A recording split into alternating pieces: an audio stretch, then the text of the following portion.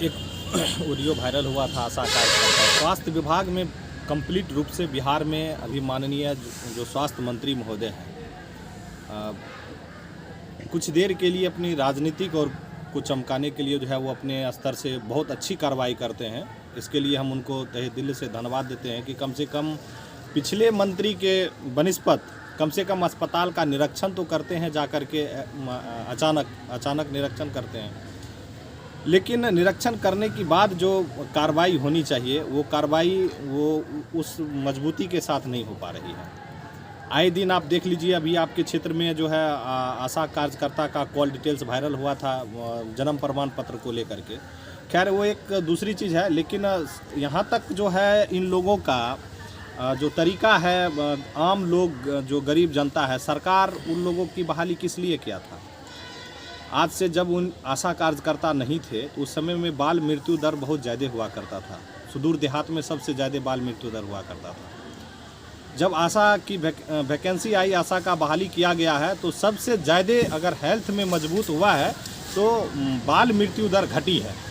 लेकिन कहीं ना कहीं उसका आम लोगों को दुष्परिणाम भी भुगतना पड़ रहा है। दुष्परिणाम ये भुगतना पड़ रहा है कि आशा लोग के थ्रू से आम लोगों का, जैसे जन्म प्रमाण पत्र बनाने में, सर्टिफिकेट बनाने को लेकर के जो है अपना कुछ इधर उधर वो लोग करते हैं। साथ ही साथ अगर कोई वैसे थोड़ा सा बुद्धिजीवी हैं तो उसको एफआईआर करने की धमकी तक भी देते हैं, जैसे कि आप लोगों ने ऑडियो में सुना है।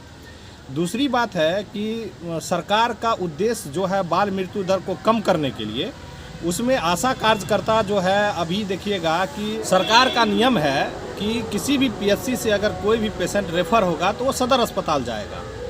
तो हम माननीय बेगूसराय के डीएम महोदय और बिहार के लगभग सभी जिले के जिलाधिकारी महोदय से हम निवेदन करते हैं कि वो क्या कभी स्वास्थ्य विभाग पर इस चीज़ के लिए इंक्वायरी करवाए हैं कि पीएचसी से कितना पेशेंट रेफर हुआ है और कितना पेशेंट बाहर गया और कितना पेशेंट जो है सदर अस्पताल में गया।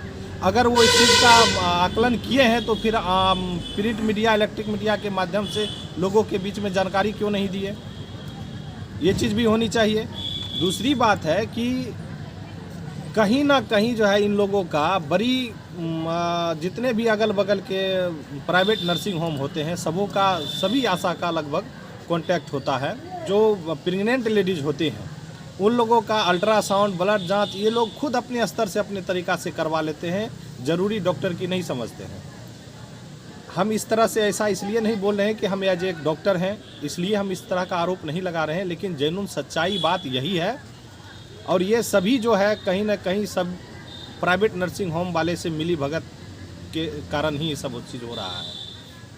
आज से बीते दिन कुछ दिन पहले हमने डीएम साहब से मिला था। मैंने उनसे आवेदन दे करके रिक्वेस्ट किया था कि आपके ज़िला में सबसे ज़्यादा फर्जी नर्सिंग होम चल रहा है। 10 दिन बीत गया है लेकिन अभी तक किसी प्रकार का कोई कार्रवाई नहीं हुआ है। आप सिर्फ खुदामनपुर ब्लॉक में अगर देख लीजिए तो एक भी ऑथराइज क्लिनिक आपको नहीं मिलेगा।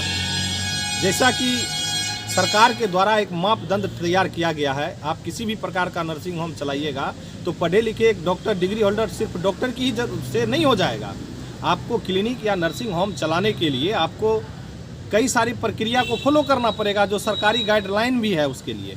आपके चैनल के माध्यम से हम पदाधिकारी से भी अनुरोध करेंगे, व्यक्तिगत भी मिलेंगे कि क्या ये जो वीडियो ऑडियो वायरल हुआ है उसमें क्या सत्यता है और अभी तक जांच आपने किया कि नहीं किया। अगर जांच किया तो कार्रवाई क्या हुई, दोषी जो पाया जाएगा उस पर कार्रवाई होगी। इसमें कहीं क्या कहें उसको देहाती में कोताही नहीं होगी, कहीं देरी नहीं होगी, इतना हम भरोसा दिलाते हैं।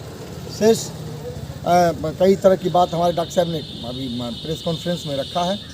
निश्चित रूप से ये इन्होंने जिलाधिकारी महोदय से मतलब स्वयं मिल के अपना आवेदन प्रे करके उनसे अनुरोध किया था कि कई जगह इस तरह के फर्जी जो चल रहा है, फर्जी जो लोग चला रहे हैं नर्सिंग होम, उस पर निश्चित रूप से जिलाधिकारी महोदय से भी हम मांग करेंगे। डॉक्टर साहब के उसके समर्थन कहिए या इनकी भावना को कहिए या सच्चाई को कहिए कि वो उस तरह का अगर है तो निश्चित रूप से आप कार्रवाई करें, इसलिए कि इससे आम जन को बेनिफिट मिलेगा, फ़ायदा मिलेगा।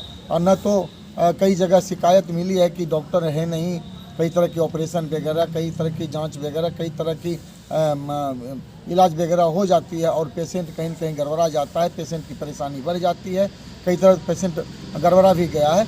तो ये आम जन के लिए अच्छी बात है और अच्छी सवाल हमारे डॉक्टर साहब ने रखा है ना। ये होना चाहिए, जांच होनी चाहिए इस पर।